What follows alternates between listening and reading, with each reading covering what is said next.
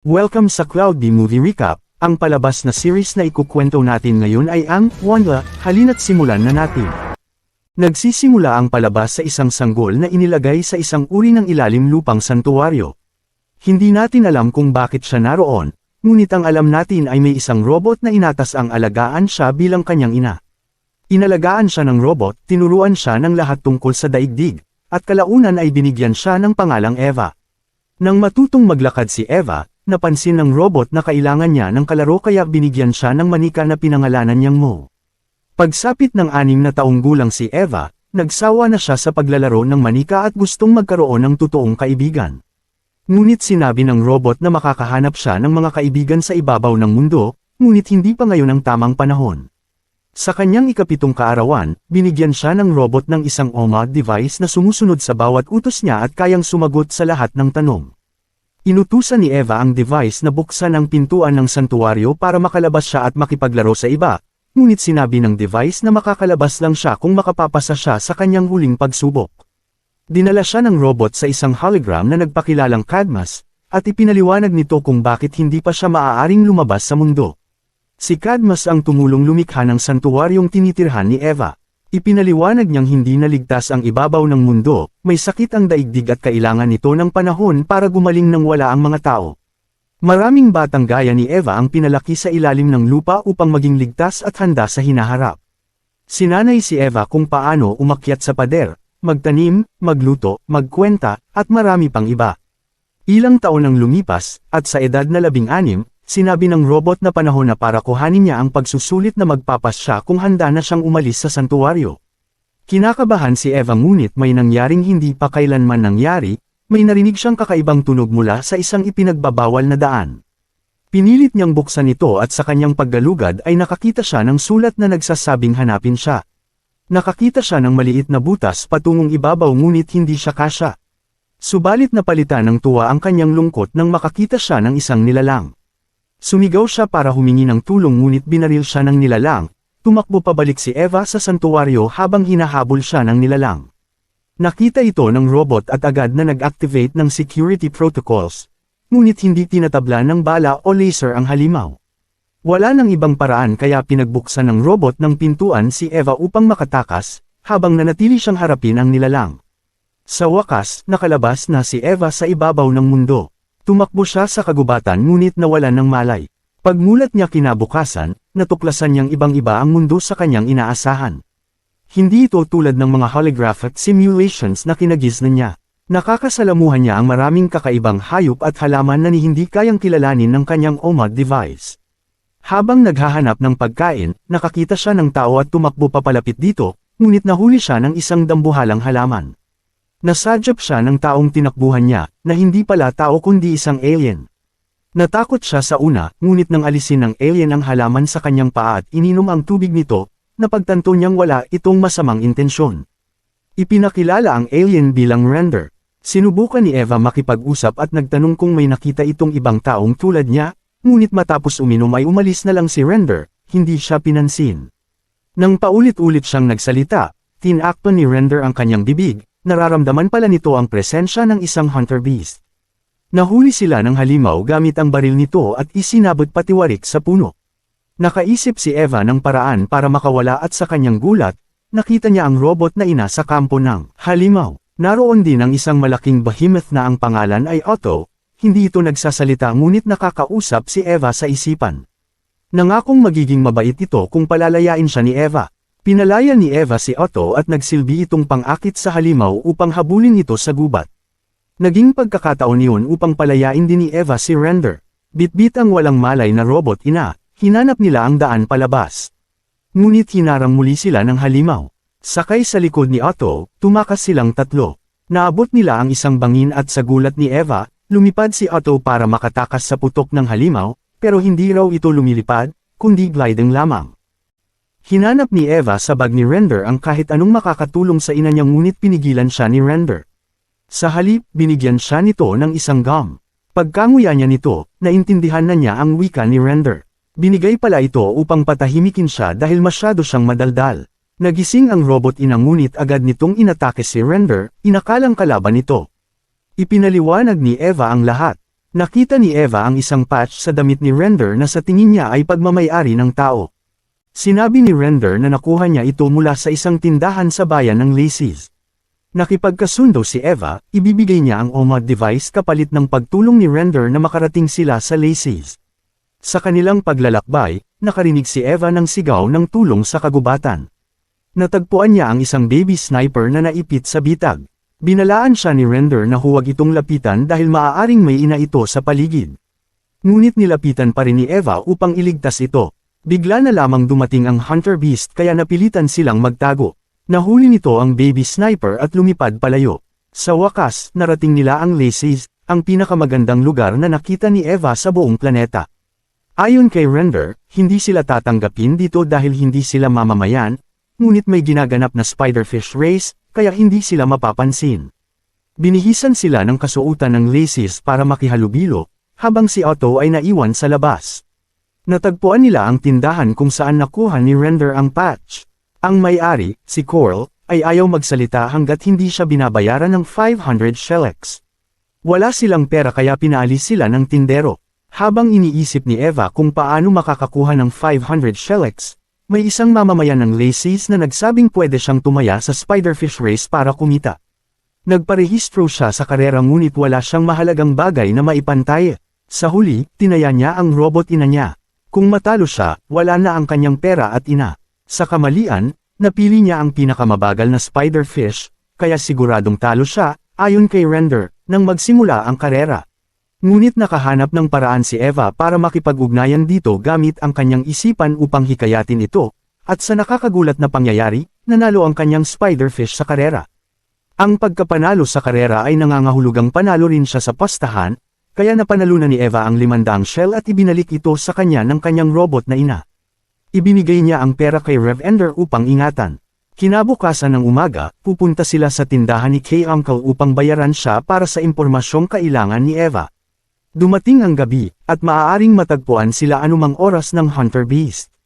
Kaya iminungkahi ng robot na humanap sila ng masisilungan. Alam ni Rev Ender ang isang lugar, dinala niya sila sa bahay ng kanyang kapatid na si Fisan, na may asawang si Hostia at 2 anak na tuwang-tuwang makita ang kanilang tiyo Rev Ender. Habang naglalaro ang mga bata, nahulog ang sombrero ni Eva, at doon napagtanto ng mga kamag-anak ni Rev Ender na siya ay isang tao.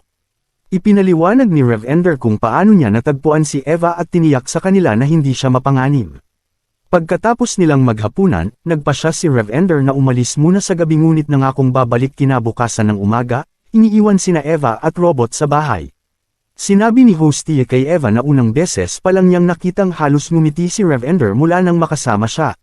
Dati siyang masayahin, ngunit lahat ay nagbago nang mawalan siya ng pamilya. Kinagabihan, ipinakita ng mga bata kay Eva ang silid na tutulugan niya. Ikinwento rin nila ang tungkol kay Darius, isang nilalang na maraming alam tungkol sa mga tao, at ipinakita kung saan ito nakatira. Hating gabi na ng palihim na lumabas si Eva at umakyat sa bahay ni Darius. Pagpasok niya, nakilala niya si Darius, isang salamangkero at tagapagturo, ngunit nagbibigay lamang siya ng mga kasagutan tungkol sa mga bagay na naganap na. Bago siya sumagot, kailangan munang magbigay ng alay. Humingi si Darius ng masasayang alaala ni Eva, na agad naman niyang ibinigay. Doon nagsimulang sumagot si Darius sa kanyang mga tanong tungkol sa kinaroroonan ng mga tao. Isinalaysay niya na ang planetang ito ay dating tinatawag na Earth. Ikinwento niya kung paano sila dumating sa Earth kasama ang kanilang hari na si Ojo, na naniwalang puno ng potensyal ang planeta. Ngunit inatake sila ng mga tao at halos lipulin silang lahat. Hindi pa doon natapos, sinira ng mga tao ang planeta at kasama nilang nalibing dito. Ang natitirang mga dayuhan ay nagpasyang muling buuin ang mundo at pinangalanan itong Orb Ona. Hindi makapaniwala si Eva na magagawa ito ng mga tao. Habang tinitingnan ni Darius ang masasayang alaala ni Eva, galit siyang nagulat nang matuklasang isa siyang tao, ang uri na siyang Samire sa kanila. Galit siyang pinaalis si Eva at tinawag siyang halimaw. Malungkot si Eva sa natuklasan tungkol sa kanyang lahi. Habang umiiyak, naalala niya ang patch na pinaniniwalaan niyang pag-aari ng tao at nagpasya siyang tukuyin kung saan ito nanggaling. Nakita niya si Rev Ender, ngunit nalaman niyang nagastos na nito ang kalahati ng perang para sana kay Kay Uncle bilang bayad para sa impormasyon. Ayaw nang tumulong ni Rev Ender at sinabi sa kanyang mag-isa na siyang magpatuloy. Kaya nagpunta si Eva kay Kay Uncle dala ang kalahating halaga. Wala siyang nagawa kundi aminin na isa siyang tao. Bilang kapalit, inialok niyang ipaliwanag ang gamit ng lahat ng kagamitang galing sa tao sa tindahan ni K-Uncle kung sasabihin nito kung saan niya nakuha ang patch. Sinabi ni K-Uncle na nakuha niya ito mula sa Solus, ang kabisera ng planetang ito. Iniabot niya ang kanyang kamay upang bigyan si Eva ng mapa patungo roon. Ngunit naipit ang binti ni Eva sa bitag ng Hunter Beast. Si Zin, isang tagapayo ng Reyna, ay nag-aalok ng malaking halaga sa sinumang makahuhuli sa tao. Kaya't nilagay ni Caruncle ang bitag upang mahuli si Eva at iabot ito kay Zin. Tinawag niya ang Hunter Beast na nagtatrabaho pala para kay Zin, papunta sa kanyang tindahan. Pero nakatakas si Eva mula sa bitag ni Caruncle at nagtago sa isang karwaheng may takip, dahilan para mawala ang bakas niya sa Beast. Bumalik si Eva sa robot ngunit nagtalo sila, dahil ayaw ng robot na pumunta siya sa Solus, ang lugar na nais puntahan ni Eva upang maghanap ng tao. Galit na iniwan ni Eva ang robot, at dahil wala na siyang ibang opsyon, nagpas siyang kusang loob na magpahuli sa Hunter Beast dahil papunta rin ito sa Solus. Nakaramdam ng guilt si Rev Ender nang makita niyang bihag si Eva sa lumilipad na sasakyan ng halimaw. Inihatid si Eva sa palasyo ng Solus at ibinigay kay Zin, ang tagapayo ng Reyna. Tinawag ni Zin si Reyna Ojo, na hindi komportableng makita si Eva dahil naniniwala ang mga alien na may kakayahan ng mga tao na tunawin ang utak. Iniutos niya sa mga higanteng gwardya na ikulong si Eva, habang inutusan si Zin ni Lorak na isailalim ito sa eksperimento. Nakatakas si Eva mula sa mga gwardya at tumakbo. Nakasalubong niya si Reyna Ojo, na muntik nang tawagin ang mga gwardya. Ngunit tinakot siya ni Eva na tutunawin niya ang kanyang utak, bagamat alam niyang hindi niya ito kayang gawin. Pagkatapos ng maikling pag-uusap, napagtanto ni Queen Ojo na hindi masama si Eva gaya ng sinasabi tungkol sa mga tao, at naging magkaibigan sila. Dinala siya ng Reyna sa isang lihim na silid ng palasyo kung saan iniimbak ng kanyang yumaong ama, ang dating hari, ang mga sinaunang gamit ng tao. Mahal ng hari ang lahat ng bagay na gawa ng tao kaya't inipon niya ito. Ipinaliwanag ng Reyna na wala siyang kapangyarihan sa palasyo mula nang mamatay ang hari, napunta ang kapangyarihan kay Lorak hanggang siya'y makatapos sa kanyang pag-aaral. Bilang pagpapakita ng tiwala, dinala ni Queen Ojo si Eva sa isang silid kung saan itinatago ang isang sasakyang tinatawag niyang goldfish. Ipinagkaloob niya ito kay Eva upang gamitin sa paghahanap ng ibang tao. Ngunit biglang dumating sina Zin at Lorak. Iniutos ni Lorak na hulihin si Eva kahit nakiusap ang Reyna. Bilang isang siyentipiko, inutusan ni Lorak si Zin na pag-eksperimentuhan si Eva upang malaman kung paanong ang isang marupok na nilalang gaya ng tao ay nagawang dominahin ang Earth. Nakapagtago si Eva at nakatakas mula sa laboratorio ni Zin. Hinabol siya ng mga gwardya, ngunit dumating si Queen Ojo sakay ng goldfish upang iligtas siya. Sa tulong ni Eva, napagtanto ng Reyna na kailangan niyang harapin ang kanyang mga takot. Hinarap niya si Lorak at sinabing ibalik ang kanyang scepter, ang simbolo ng kapangyarihan, at bumaba sa trono. Nakita ng mga gwardya ang tapang ng batang Reyna at sinuportahan siya. Walang nagawa si Lorak kundi ibigay ang scepter. Ibinigay ng Reyna kay Eva ang lokasyon ng nasirang sibilisasyong tao sa kabila ng isang mapanganib na disyerto. Nagpaalam si Eva kay Queen Ojo at sinimulan ang kanyang paglalakbay. Sa daan, muling nagtagpo sina Eva, Robot, at Otto, na hindi siya matitiis. Nagpasya silang samahan siya. Sa daan ay nakita rin nila si Rev Ender na nagpasya ring sumama. Tuwang-tuwa si Eva nang matano ang lungsod ng mga tao. May makitid na tulay na patungo sa lungsod, ngunit napakadelikado nitong tawirin dahil may lawan ng sulfuric acid sa ilalim nito. Ang alternatibong daan ay aabutin ng 5 araw, kaya't pinili nilang suungin ang tulay. Habang nasa gitna na sila ng tulay, napagtanto nilang sira na ang kabilang dulo. Ayon sa robot, wala silang tsansang mabuhay kung itutuloy nila. Ngunit habang halos nakakatawid na, tumigil ang makina at nahulog ang sasakyan sa sulfuric acid. Naipit ang grupo, walang daan pa sulong o paatros. Umiyak si Eva dahil kasalanan niya ito, ngunit sinabi ni Rev Ender na binago siya ni Eva. Dati siyang wasak matapos mawala ang kanyang pamilya, ngunit nagbago ang lahat mula nang makilala niya ito. Naalala nila na kayang mag-glide ni Otto. Naisip nilang gamitin siya upang makarating sa lungsod. Pero kailangan muna nilang umakyat sa mataas na bahagi ng tulay. Sa kabila ng panganib, alam nilang ang mga dakilang bagay ay may kaakibat na panganib. Sa hirap at ginhawa, nagtagumpay silang umakyat.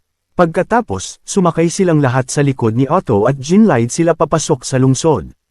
Tuwang-tuwa si Eva habang tumatakbo, hinahanap ang iba pang tao. Ngunit ang tumambad sa kanya ay puro libingan at mga patay na katawan.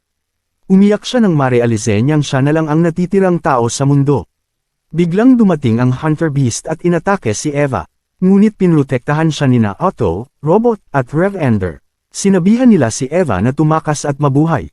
Natalo at natrap ng halimaw ang kanyang mga kasama, at muling tinugi si Eva. Lumabas na si Lorak pala ang nagpadala ng halimaw upang patayin siya. Nahuli si Eva, ngunit nasaksak niya ang halimaw sa braso at nakuha ang armas nito. Ginamit niya ito upang itaboy ang halimaw. Ngunit hindi ito namatay. Tinangkang barilin si Eva, ngunit dumating si Robot at ginamit ang katawan niya upang salagin ang bala. Biglang dumating ang Sun Sniper Baby na tinulungan ni Eva sa kagubatan, at hindi ito nag-iisa. Kasama nito ang buong pamilya, pati ang ina, na siyang tumapos sa halimaw sa ilang segundo. Umiyak si Eva habang namamaalam si Robot. Pagkatapos, lumapag ang isang airship at lumabas ang isang tao, si Cadmus, na nagsabing narito siya upang dalhin si Eva sa kanyang tunay na tahanan. Ipinakilala ng tao ang sarili niya bilang Cadmus at sinabi niyang narito siya upang dalhin si Eva sa lugar kung saan naghihintay ang kanyang magandang kinabukasan, sa lungsod ng New Attica. Ngunit sa pagkadismaya niya, napagtanto niyang hologram lang ang nagsasalita. May isa pang tao na lumabas mula sa spaceship at nakipag-usap kay Eva. Inisip ni Eva na baka hologram din ito, pero nang hawakan niya ang katawan nito at napagtanto niyang totoong tao ito, napasigaw siya sa sobrang tuwa. Sinabi ni Ronder, ang kaibigan ni Eva na isang alien, na hindi siya nagtitiwala sa lalaki at iminungkahi na isabit ito patiwarik. Nagulat ang batang lalaki na tao nang malaman niyang naiintindihan ni Eva ang mga alien. Ipinakilala ni Eva ang mga kaibigan niyang sina Ronder at Otto, habang ipinakilala naman ng lalaking tao ang sarili niya bilang Hailey. Lumabas ang isang matandang lalaki mula sa spaceship at namangha kung paanong nabuhay si Eva sa labas ng mag-isa. Tumakbo si Eva upang yakapin ito sa sobrang tuwa dahil siya ang pangalawang taong nakita niya. Ipinakilala ng matanda ang sarili niya bilang Vanpa at sinabing mahaba pa ang biyahe nila kaya dapat pumasok na sila sa spaceship kasama ang kanyang mga kaibigan kung nais nilang makarating. Hindi pa kailanman naging ganito kasaya si Eva sa buong buhay niya. Habang si Eva ay dinadala patungo sa ibang mga tao sa New Attica, tinanong ni Hailey kung bakit nakatayo lang si Ronder at nakatingin sa kanya na nakatupi ang mga kamay. Ngumiti si Eva at sinabing medyo protective lang talaga si Ronder. Dumaan sila sa bundok at sa wakas ay narating nila ang New Attica. Inihatid si Eva at ang kanyang mga kaibigan doon upang makilala ang ibang mga tao habang umalis na sina Hailey at Vanpa para sa iba pa nilang gawain. Pumasok si Eva sa lungsod at halos mamatay na sa sobrang tuwa dahil sa ganda ng syudad at sa dami ng taong nandoon. Dumating ang isang gondola upang isakay siya papasok ng lungsod, ngunit napansin niyang hindi sumunod ang kanyang mga kaibigan. Sinabi nila kay Eva na hanggang doon na lang sila. Sinubukan siyang kumbansihin ni Eva na sumama, ngunit ipinaunawa nila sa kanya na ito ay landas na kailangan niyang tahakin ng mag-isa. Hindi sila kabilang dito, ito ang kanyang mga tao at ito ang kanyang tahanan. Umiiyak siyang yamakap ng pamamaalam sa kanila at sumakay ng gondola na naghatid sa kanya palayo. Ipinakita ni Miko, isang nagsasalitang laruan, kay Eva ang lungsod at ipinaliwanag ang kasaysayan kung paano ito nilikha ni Cadmus, na ngayon ay tinitirhan ng mahigit 2 milyong tao. Pagkababa ng gondola kay Eva, dumating si Cadmus upang batiin siya. Pinuri niya si Eva sa kanyang katatagan at sa pagkakabuhay sa ibabaw, at nangakong sasagutin ang lahat ng kanyang tanong. Ipinakilala niya ang kanyang mga anak na sina Jen at Nova, at inutusan silang ipasyal si Eva. Sinabi nila kay Eva na maraming nakakatuwang bagay sa lugar na iyon, may Infinity Zoo, Imaginarium Aquarium, Zero Gravity Yoga, at Kaboom Chess. Ipinakita ni Jen ang damit niyang nagbabago ng kulay batay sa emosyon, at sinabi ni Eva na gusto rin niya ng ganoon. Dinala nila siya sa isang tech wardrobe kung saan makikita sa screen ang iba't ibang klase ng damit na pwedeng pagpilian. Pinili ni Eva ang isang bestida na may sombrero at naging dilaw ang kulay nito, na ibig sabihin ay gutom siya. Dinala siya ni Nova at Jen sa isang restaurant at pinakain ng pagkaing tinatawag na Pels. Bago pa man siya mapigilan, isinubo na niya ito at nagtawanan ang lahat. Ipinaliwanag nila na dapat itong isprayan muna bago kainin at ipinakita sa kanya kung paano ito gawin. Lumapit ang ilang bata kay Eva dahil hindi pa sila nakakakita ng taong galing sa ibabaw. Tinambakan siya ng tanong kung paano siya nabuhay sa labas ng lambak at kung ano ang kinakain niya roon. Naasiwa si Eva at nagtanong kina Jen at Nova kung may lugar bang mas tahimik. Dinala nila siya sa isang kagubatan. Ngumiti si Eva at sinabing ito ang eksaktong kailangan niya. Ngunit biglang lumabas ang isang nilalang na parang gagamba at agad itong binaril ni Nova. Sa pagkadismaya ni Eva, hindi pala totoong gubat iyon, isa lamang itong laro. Tinuruan nila si Eva kung paano ito laruin, may hawak siyang blaster na pwedeng gamitin para magpakawalan ng sonic discs at magsilbing panangga. Nagsimula sila sa unang round ng laro, kung saan kailangang patayin ang lahat ng nilalang sa loob ng 2 minuto at makasakay sa retriever ship. Habang nagpapaputok sina Jen at Nova sa mga hayop na pawang hologram lang, hindi makaramdam ng saya si Eva, kahit larong pambata lang ito. Pagkatapos ng laro, nagkunwari siyang nag-enjoy at sinabing gusto niyang mapag-isa muna. Tumanggap siya ng holocall mula kay Cadmus, at nagsinungaling siya na gusto niya ang lugar. Inutusan siya ni Cadmus kung saan siya matutulog. Pagdating niya, nakita niya si Mother, at agad niya itong niyakap, pero sa kanyang pagkadismaya, hindi pala ito ang robot na ina na nagpalaki sa kanya. Hindi rin siya gaanong pinapansin ng robot, di tulad ng tunay niyang robot na ina. Habang nakahiga siya sa kama, may narinig siyang ingay mula sa bintana. Nang sumilip siya, nakita niya ang isang taong kahawig niya, ngunit mas matanda.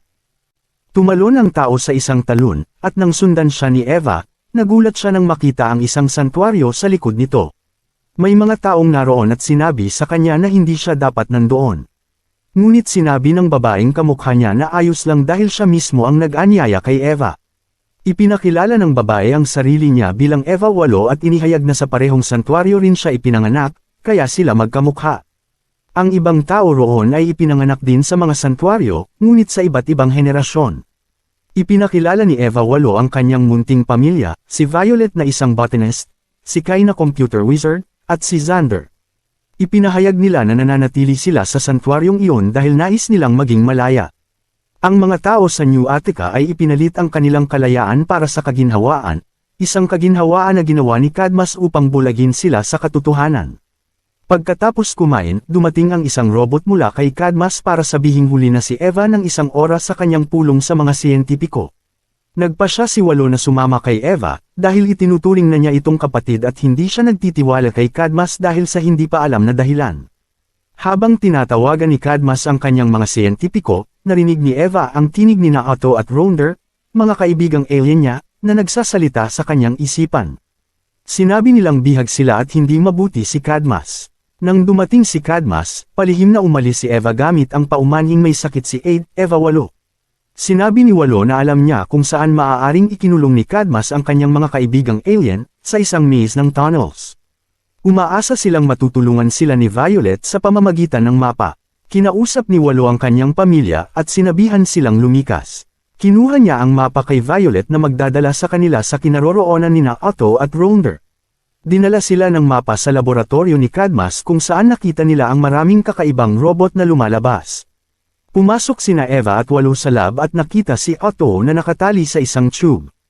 Natrap si 8 sa labas habang si Eva ay kasama si Otto. Sinabi ni Otto na sinaktan siya ni Cadmus pero mas grabe ang ginawa nila kay Ronder.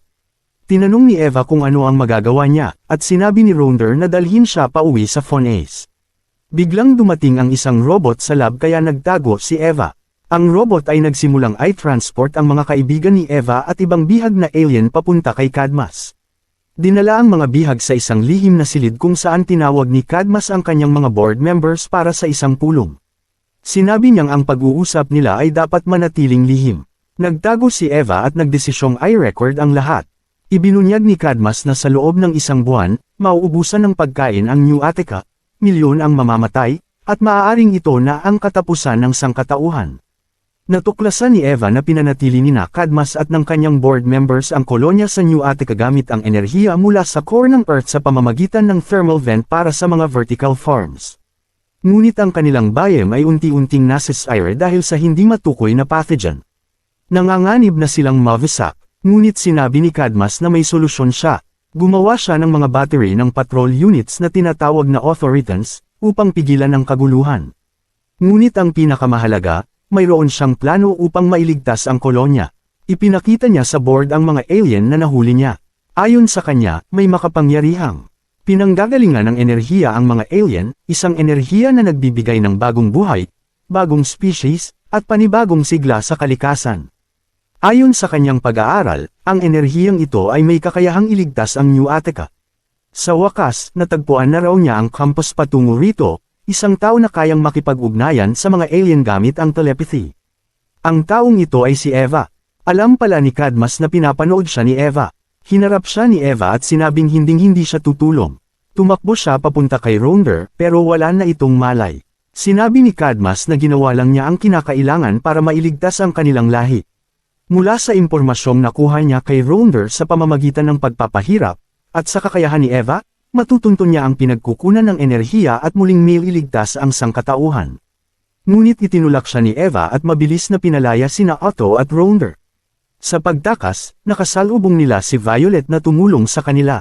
Plano ni Violet na ilabas si Eva mula sa New Attica habang hinahabol sila ng mga battery ni Cadmus.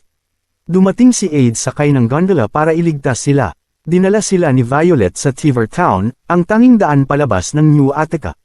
Sinundan sila ng isang battery sa tunnel, kaya sinabi ni Aid kay Eva na magpatuloy habang siya ang haarang. Gumamit siya ng bakal para salagin ang battery at nahati ito sa dalawa. Nakaligtas si Aid at Eva at nakasama sina Vanpa at Hailey. Humiling si Eva na dalhin siya sa kagubatang alien na tinatawag na Phonace, kung saan maaaring magamot si Rhonda ng kanyang mga kababayan. Ngunit ang problema ay nakasara na ang gate palabas ng New Attica, inilock ito ni Cadmus. Nagpa siya si Vanpa na tumalon pababa at manual na buksan ang gate, ngunit nahuli siya ng mga battery kapalit ng kanilang pagtakas. Sa wakas ay nakatakas sila palabas ng New Attica, ngunit pinaandar ni Cadmus ang isang higanteng robot na hugis gagamba upang habulin sila. Sinabi ni Eva kay Walo na gumagawa si Cadmus ng mga war machines, nakita niya ang isang warehouse na pawn ng mga ganoong robot. Nakatakas sila mula sa higanteng robot, pero naubusan ng gasolina ang kanilang spaceship. Wala na silang ibang pagpipilian kundi lumapag sa isang lugar na tinatawag na The Wasteland. Ngunit patuloy pa ring hinahanap sila ng robot. Nakakita sila ng pag-alaagalang puno at nagpasya silang gamitin ito bilang taguan mula sa robot. May ilang mga alien na lumabas mula sa puno para salakayin sila. Si Aid ay umatake agad, ngunit pinigilan siya ni Eva at sinabing hayaan siyang makipag-usap. Sinabi ng mga alien na ang fauna ay isang araw lang ang layo, ngunit kailangang dumaan sa itim na hangin. Binalaan nila si Eva na yun din ang teritoryo ng isang napakapanganib na halimaw na si Dawaso at pinayuhan siyang huwag lumapit sa mga buto. Hindi na sila nag-aksaya ng oras at pumasok sa itim na hangin. Nakakita sila ng daan na may mga kalansay at nagdesisyong dumaan doon upang gamitin bilang panangga sa bagyo. Ngunit bigla na lang naalala ni Eva ang babala ng mga alien na iwasan ang mga buto. Nakahanap sila ng kuwebo at doon nawala ng bakas ang halimaw. Gustong kausapin ni Eva ang halimaw dahil kung magtatago sila ng matagal, maaaring mamatay si Rhonda sa kanyang mga sugat. Ngunit tumanggi si Aid at sinabing napakapanganib nito para kay Eva. Ikinuwento niya kung paanong nawala ang kanyang kapatid dahil sa halimaw at hindi niya kayang mawalan pa muli. Sinabi ni Rhonda kay Eva na dumating na ang oras niya at dapat na siyang iwanan dahil pabigat na siya sa kanila. Tumanggi si Eva at sinabing makakahanap siya ng paraan. Pagdating ng hating gabi, nagising si Eva at nakita si Rhonda na naglalakad papunta sa halimaw.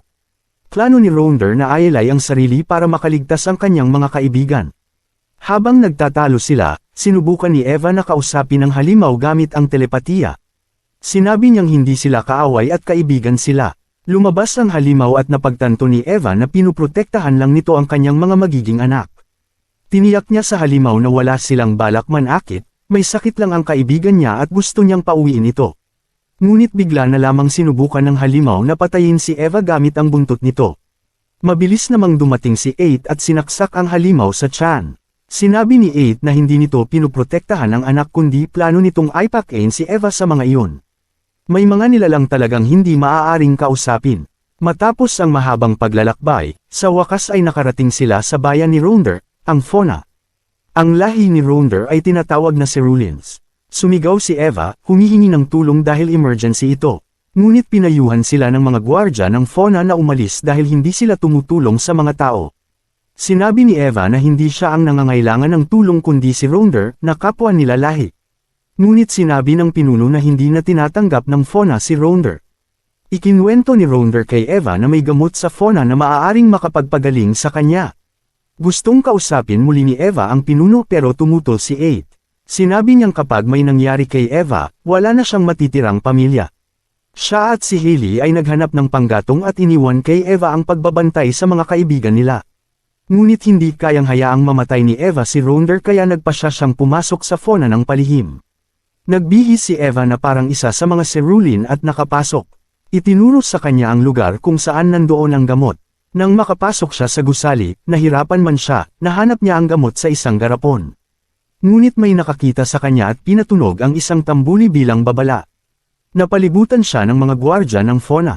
Dumating ang hepe ng nayon na si Antikis upang alamin ang nangyari. Tinanong niya si Eva kung bakit niya ninakaw ang gamot. Ipinagtapat ni Eva na para iyon kay Ronder. Nagulat ang mga Cerulin nang makita si Ronder at nalaman na anak pala siya ng hepe. Nakiusap si Eva na may sakit si Ronder at mamamatay kung hindi magagamot. Ngunit sinabi ni Antikis na iyon ang kapalaran ni Ronder.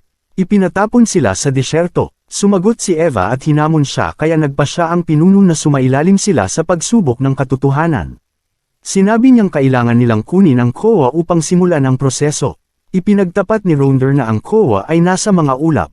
May isang Cerulin na tumulong kay Eva sa kagubatan upang hanapin ang kowa, kung hindi ay wala siyang pag-asang matagpuan ito. Ipinaliwanag niya na ang kowa ay isang ibon ng paghahayag.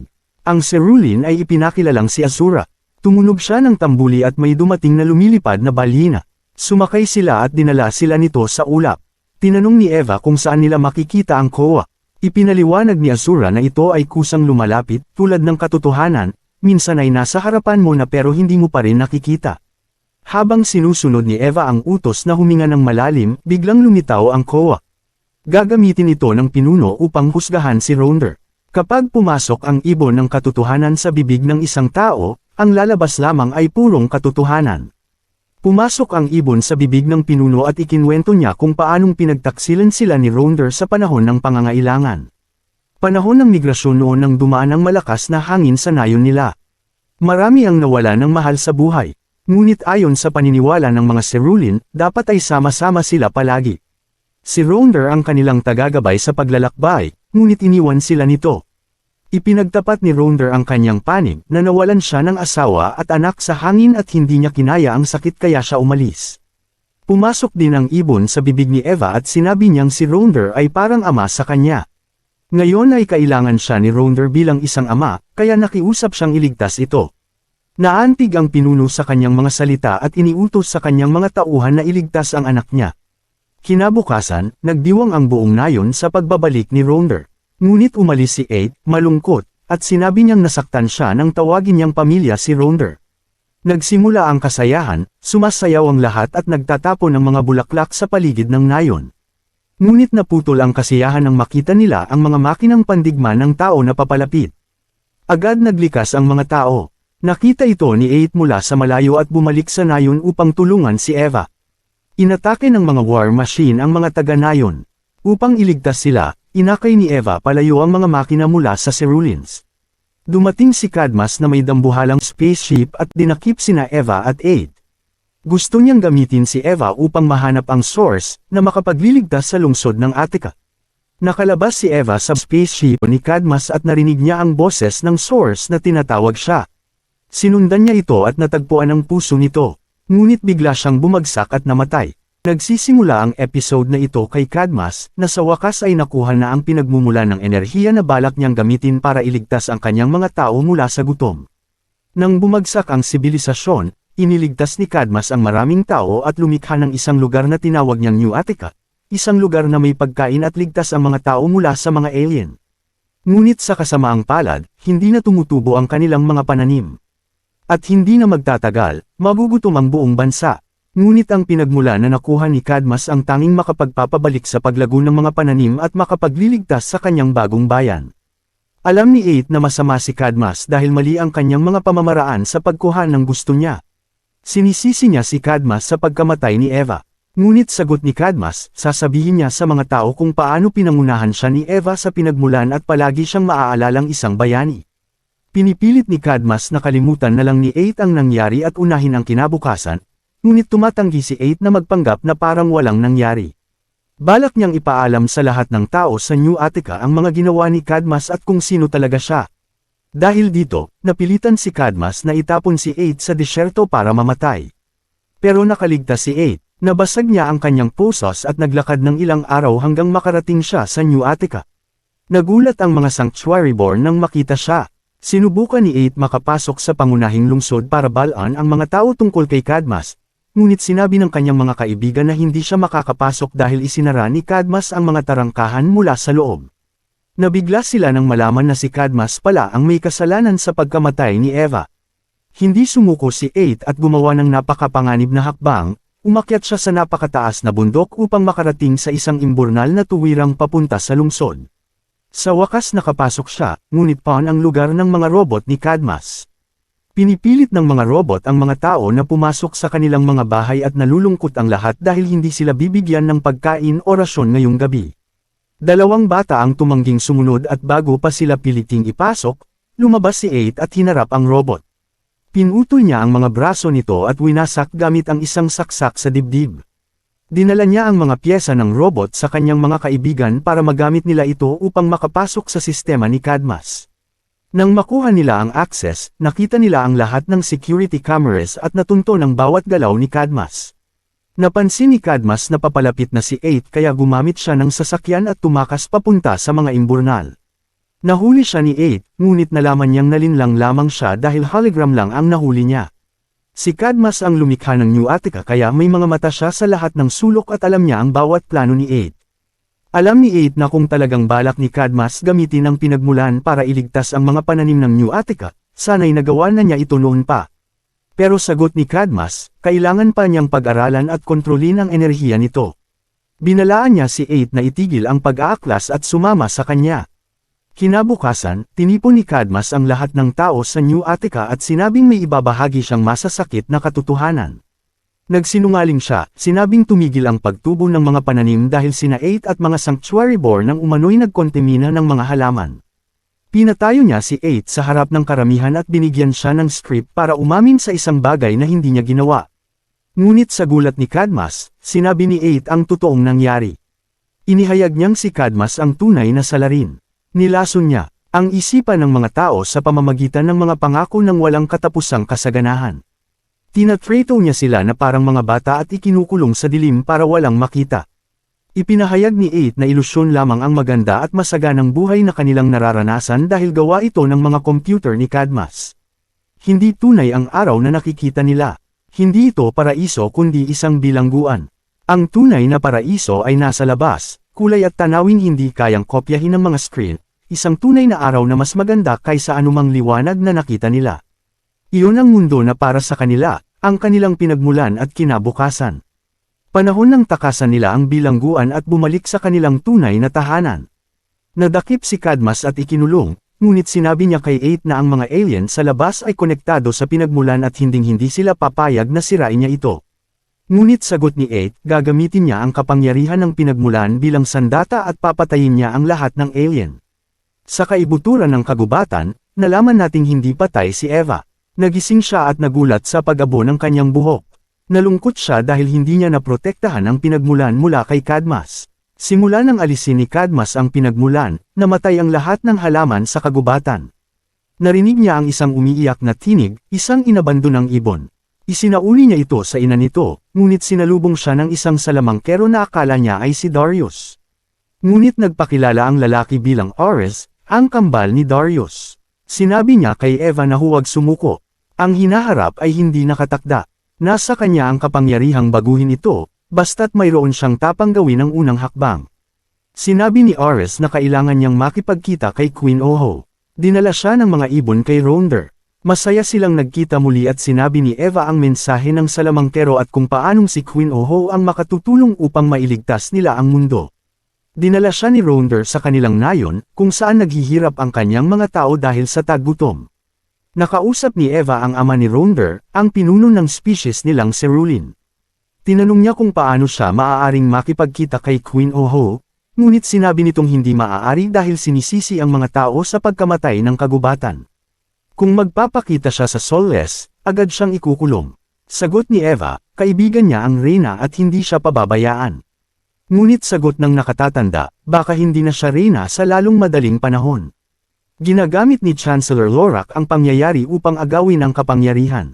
Naisip ni Eva ang isang delikadong plano, magpanggap siyang isang alien upang makapasok sa Soulless. Pagdating nila sa tarangkahan, sinabi nila sa mga gwardya na mayroon silang mahalagang mensahe para sa reyna. Pinagbuksan sila ng palasyo. Sa loob, sinisikap ni Lorak na kumbansihin ang reyna na ang mga tao ang may sala. Ngunit hindi naniniwala ang reyna at ang kanyang mga tagapayo dahil walang ebidensya laban sa mga tao. Iginiit ni Lorak na inatake ng mga makina ng tao ang kanilang lupain. Alam ng reyna si Eva at tiyak siyang wala itong kinalaman dito. Sinabi pa ni Lorak na naka-antebay ang hukbo sa labas ng gate, hinihintay ang utos na lusubin ang bayan ng tao. Pumasok si Eva, nakadisguise pa bilang alien, at sinabi na inosente ang mga tao. Ang pinuno nilang si Cadmus Prime ang kumilos mag-isa. Ninakaw niya ang puso ng kagubatan, ang pinagmulan, para gamitin sa kanyang pamayanan. Nagtaka ang reyna at si Lorak kung paano ito nalaman ni Eva. Kaya napilitan si Eva na tanggalin ang kanyang disguise at nagsabi na si Ares ang nagutusan sa kanya. Tinawag siyang sinungaling ni Lorak dahil matagal nang hindi nakikita si Ares. Hindi pinayagan ni Lorak na magpaliwanag pa si Eva at ipinahuli siya. Ginamit pa niya ang pagkakataon upang agawin ang kapangyarihan at ipahuli rin ang reyna. Ipinakilala ni Eva ang kanyang mga kasama sa reyna at iginiit niyang talagang nakita niya si Ares. Ikinwento ng reyna na noong dumating ang kanyang ama sa planetang iyon, madalas mag-away sina Ares at Darius. Inakala ni Darius na lason ang planeta, ngunit naniniwala si Ares na may pag-asa.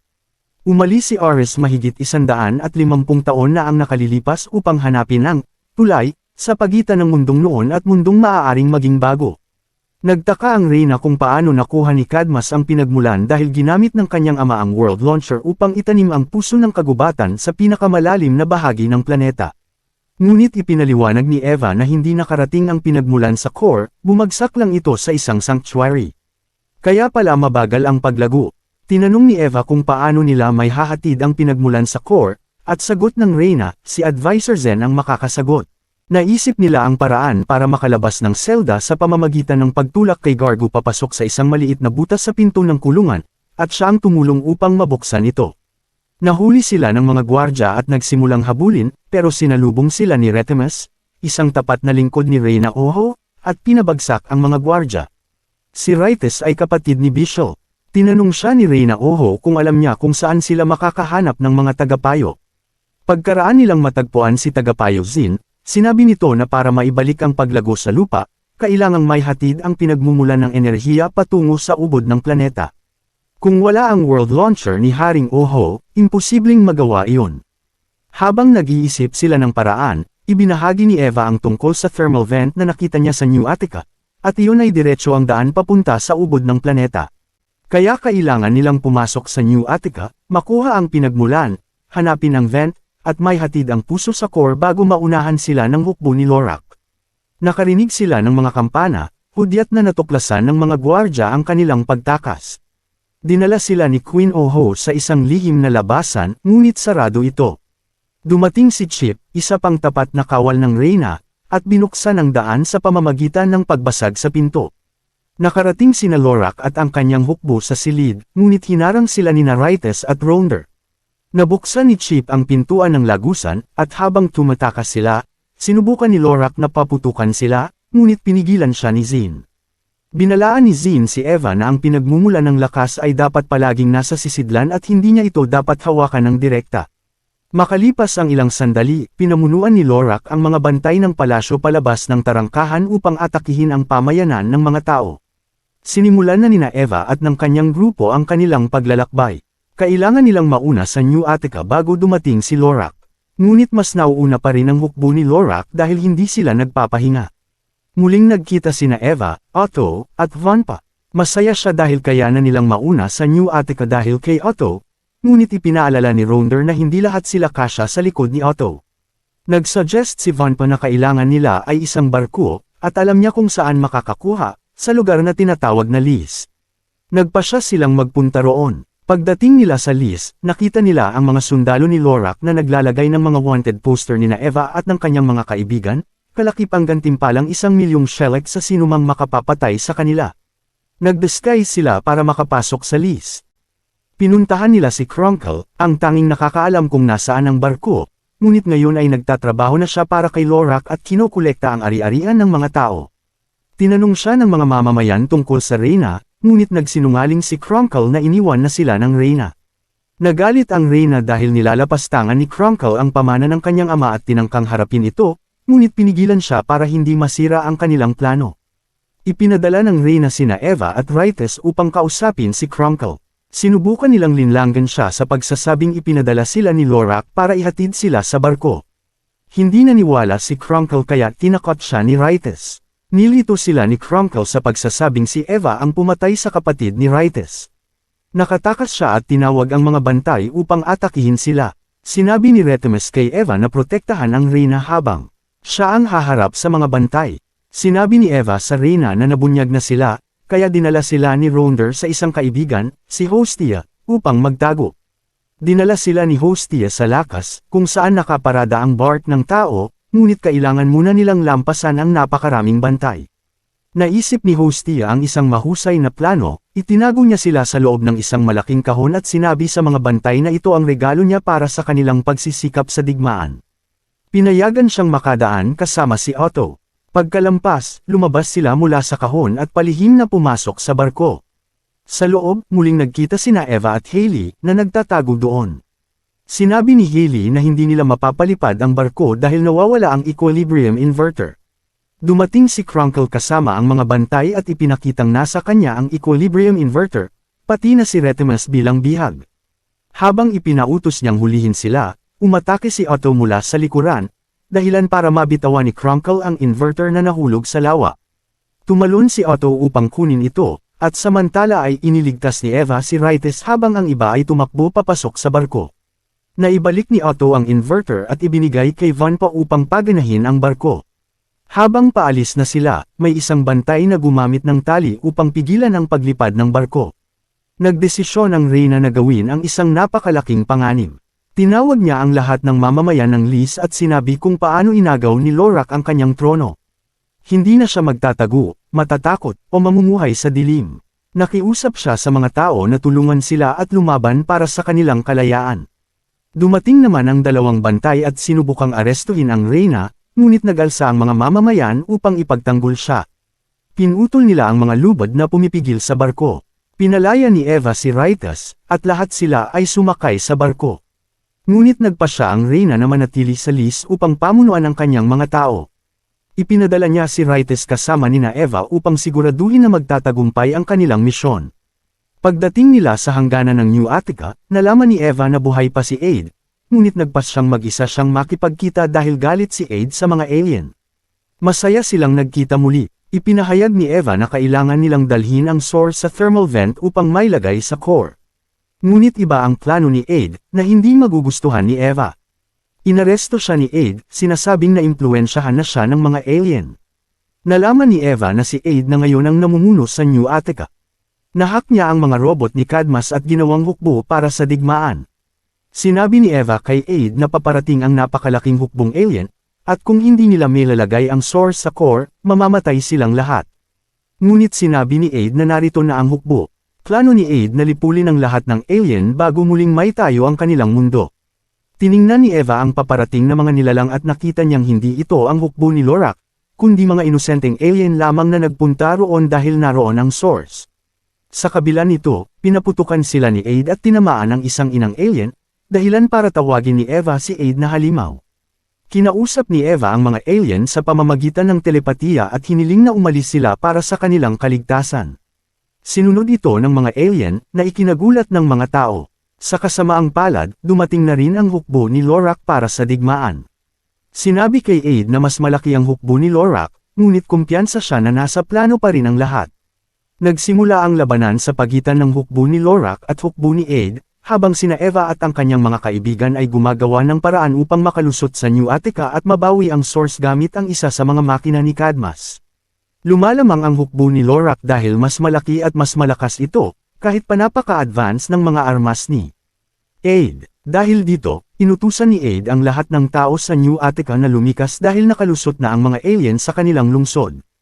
Nakapasok sina Eva at ang kanyang mga kasama at patungo na sila sa kinaroroonan ng source nang harangin sila ng ilang sundalo ni Lorak.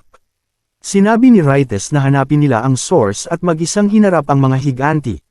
Binasag niya ang mahinang bahagi ng bubong at nabaon silang lahat. Nagdalamhati sila, ngunit biglang lumitaw si Rites at tinanong kung bakit sila malungkot. Niyakap nila siya ng mahigpit. Sinabi kay Eva na nasa opisina ni Cadmus ang source. Nilapitan niya si Cadmus, ngunit sinabi nitong huli na para pigilan ang Project Sunshine. Ibinunyag niya na pinilit ni Aid na gawing sandata ang source, isang bomba upang patayin ang lahat ng alien. Nalaman ni Eva na niloko ni Aid ang hukbo ng alien para madala sila sa patibong nito. Humingi ng tawad si Cadmus at ibinigay kay Eva ang orihinal na Omni, isang pod na nagbibigay ng universal na access sa lahat ng kaalaman. Siya raw ang kinabukasan. Inakyat ni Eva ang tore kung saan naroon ang source at ginamit ang Omni upang mabuksan ito. Bumagsak ang istruktura at nahulog siya, ngunit nasadyap siya ni Otto. Sinubukan ni Eva na dalhin ang source sa thermal vent, ngunit hinarang siya ni Lorak gamit ang kanyang sandata. Bago niya makuha ito, inatake siya ni Ronder at nakipaglaban sila. Natalo si Ronder at nakuha ni Lorak ang source. Hinabol nila si Lorak at nilinlang siya ni Eva, sinasabing ang tanging paraan upang makuha ang kapangyarihan ng source ay gawin itong bahagi ng kanyang katawan. Ipinasok ni Lorak ang kanyang kamay sa source at naging bato siya. Gumamit sina Vanpa at Ritumis ng magnetic device upang pabagsakin ang hukbo ni Lorak, habang dinala naman ni Ronder si Eva sa lagusan na papunta sa vent. Nang makarating sila doon kasama ng mga hayop na gumabay, hinarap sila ni Aid. Tinakot niyang babarilan si Eva kapag gumalaw pa ito. Ngunit nagpatuloy si Eva, at nang paputukan siya ni Aid, tinakpan siya ni Ronder gamit ang kanyang katawan. Nabitawan ni Eva ang source at tumakbo patungo sa naghihingalong si Ronder. Sinabi nito na huwag hayaang magbago ang kanyang puso, at namatay. Ipinaunawan ni Eva kay Aid na hindi masama ang mga alien at nagsisi ito sa lahat ng nagawa. Nang magpunta si Eva upang isakripisyo ang sarili para mailagay ang source sa core, inagaw ito ni Aid at siya ang nag-alay ng buhay. Naglaho siya sa anino at sinabing mahal niya si Eva. Pagkatapos mailagay ang source sa core, nagsimulang tumubo muli ang mga halaman. Bumalik ang buhay sa mundo, at nabuhay muli si Ronder. Nagtapos ang kwento ng maging chancellor si Eva ni Queen Oho at muling naghari ang kapayapaan at kasaganahan sa kanilang lupain.